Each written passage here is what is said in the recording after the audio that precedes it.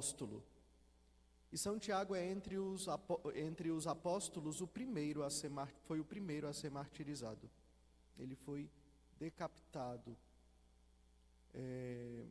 abrindo assim a fila dos mártires entre os apóstolos. O único apóstolo depois dele que não foi martirizado foi São João.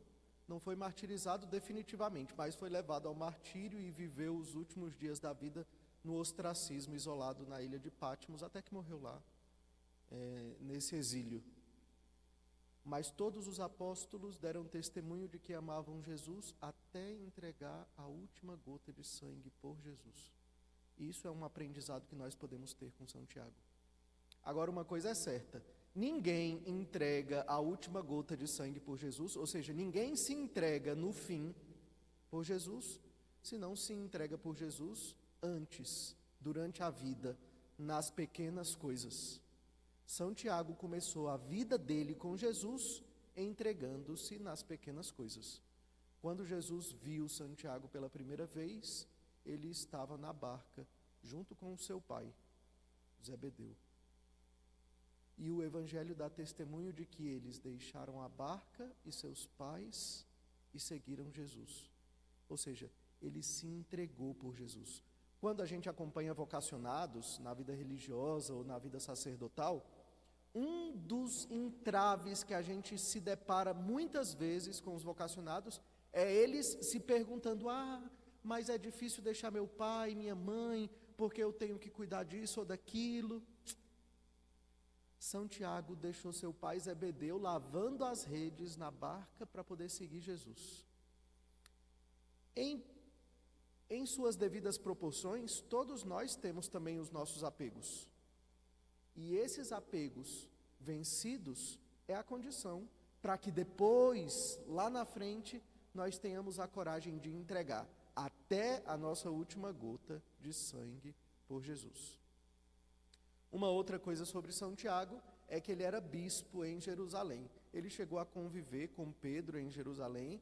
Pedro era, sem dúvida, o chefe dos apóstolos, mas era São Tiago quem dialogava bem ali com os judeus, por isso que ele foi colocado como o primeiro lá em Jerusalém, propriamente, e era bispo de lá. E, de fato, depois Pedro morreu como bispo de Roma. Mas ele era quem tinha uma capacidade de diálogo com os judeus ali na cidade de Jerusalém e foi bispo daquela cidade. E a última coisa que eu diria hoje, e que nós podemos aprender com essa festa de São Tiago, é desse evangelho que a liturgia nos brindou. No evangelho, diz que a mãe de Tiago, assim como mãe de João, ela era mãe dos dois, eram irmãos, foi fazer um pedido a Jesus. Um pedido que, em certo sentido, a gente pode dizer como interesseiro para os filhos dela. Não é que ele de todo não deva ser feito. Nós devemos pedir para poder sentar-nos no céu junto com Jesus. Devemos pedir isso para nós e para os nossos filhos, sem dúvida. Mas quando a mãe de Tiago diz: eu quero que sente, mas não é só sentar, é um à tua direita e um à tua esquerda, ela está incluindo no pedido dela um jogo de poder, por assim dizer. E aí, os outros 10, quando ficam sabendo desse pedido, se irritam contra Tiago e João. E aí é a hora que Jesus dá uma cortada. Jesus diz: olha, isso já acontece demais. No mundo é assim. Os grandes do povo oprimem as nações. E os poderosos submetem as nações à força. Mas vamos mudar isso. Entre vocês não deve ser assim. Ou seja, não é nos irritando que nós vamos resolver os problemas. Quando a gente começa a querer resolver os problemas com raiva e irritação, nós corremos o risco de dar respostas que não são as respostas que Jesus espera que a gente dê como cristão. Nós temos que dar uma resposta diferente do mundo. Nós temos o direito de nos irritar, porque nós não somos obrigados a nos agradar com tudo.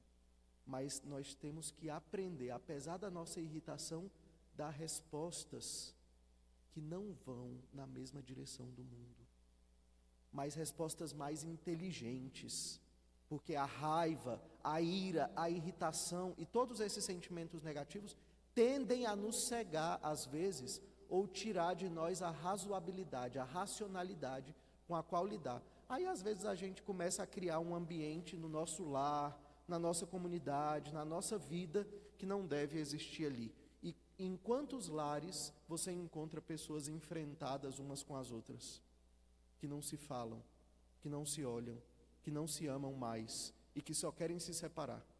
Em quantas comunidades eclesiais também, comunidades de igreja, comunidades religiosas de modo geral, às vezes tem um que nem olha na cara do outro, às vezes está sentado na mesma assembleia, querendo comungar do mesmo corpo santíssimo do Senhor Jesus, dizendo que querem viver na unidade, mas não tem nenhum interesse um pelo outro, se odeiam e desejam mal um para o outro.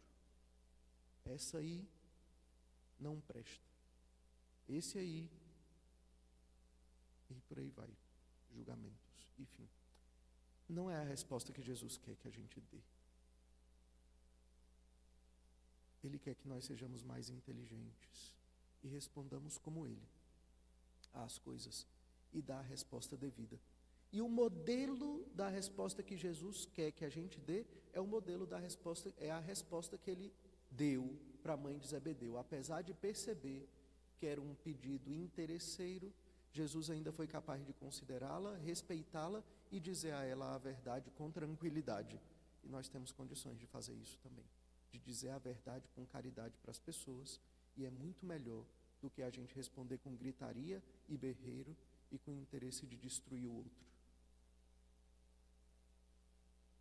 Louvado seja nosso Senhor Jesus Cristo.